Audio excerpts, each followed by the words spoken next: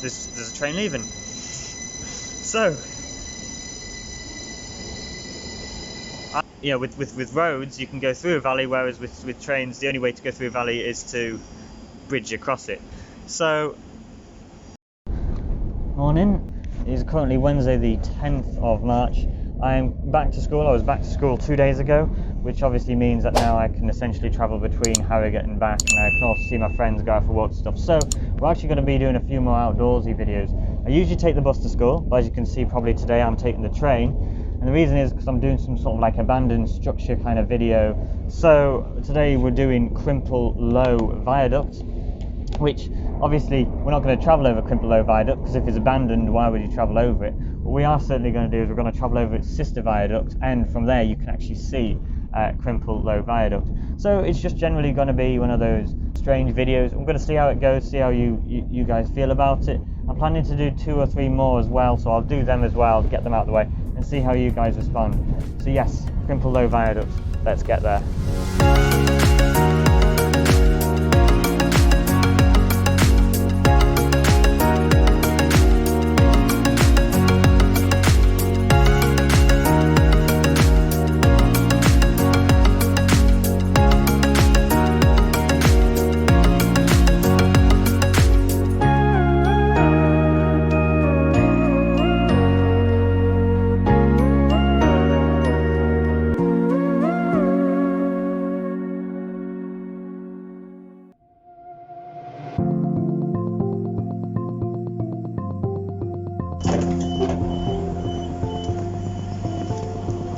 Oh, here we go. That was a complete failure, and that's, do you know what, I didn't realise how quiet I can be in public when there's people around you. You've just got to focus to the camera, you've just got to step in front and just speak, I don't know, you know?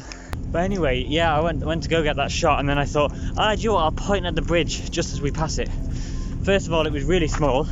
Second of all, as soon as I point at the bridge, my camera just, well, the focus just goes, yeah.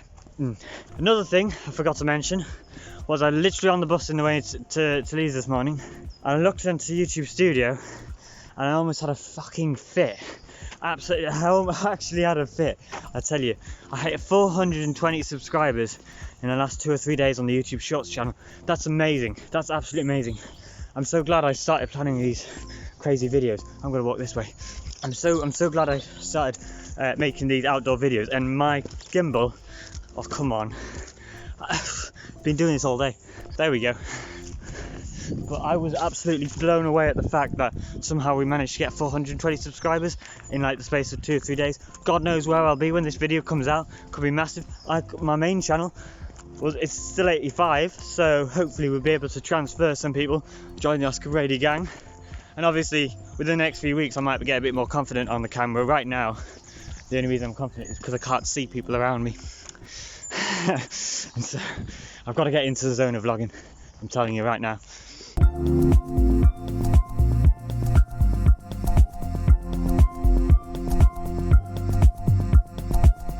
And here we are.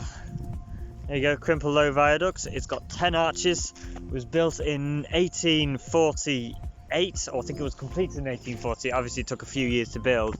Now the other viaduct's a lot more impressive.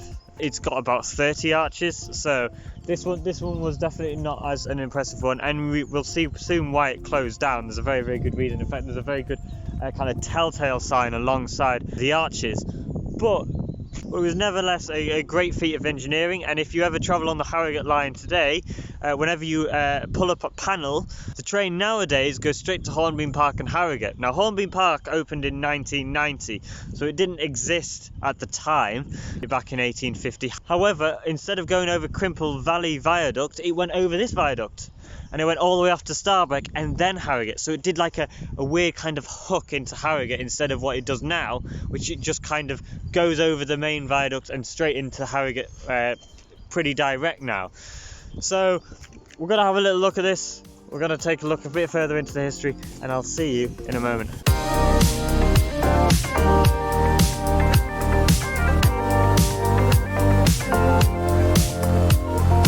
So, when did the railways first come into Harrogate, Abershire? Jesus, those acoustics.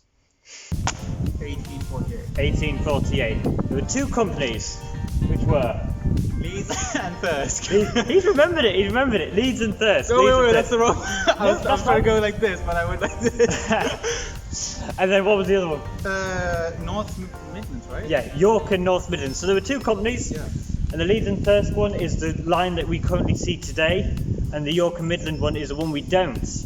However, the York and Midland, part of their railway still exists between Crimple Valley and Harrogate, which is currently still functional.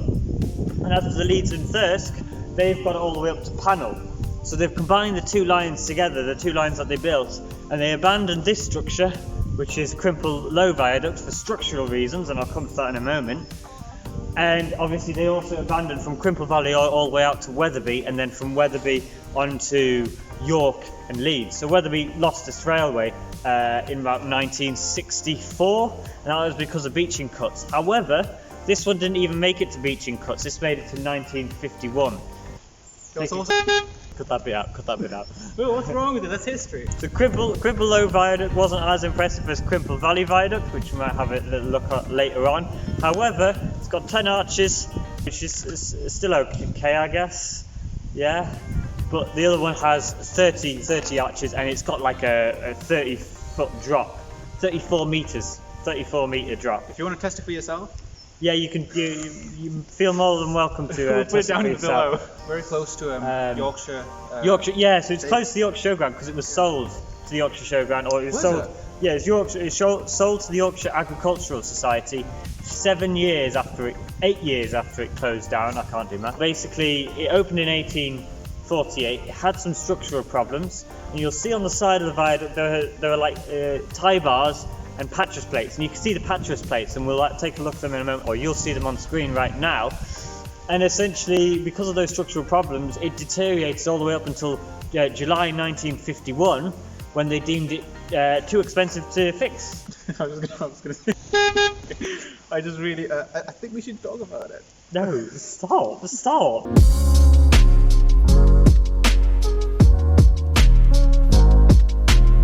So the plan was to go to Crimple Valley Viaduct, but it's just way too wet and muddy to do that. So I'm going to give you some facts right now. I'm going to chuck them straight at you.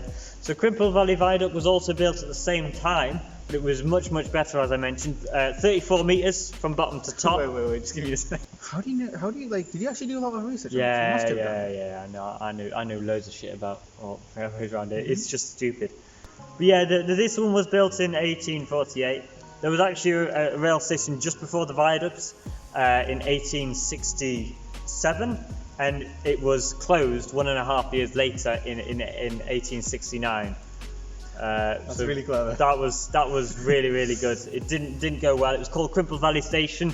There was a station closely built to it in 1990. 130 years later on, 120 to be exact. But anyway, that is Hornbeam Park, which was opened in 1990 because of the business park or the industrial park that was built there. So generally, the viaduct next door to that kind of won competition because it was a lot more structurally safe, and so generally that was the better railway to use. Plus, this was a little slower to get to Harrogate because essentially it went all the way over to Starbeck before it came round to Harrogate.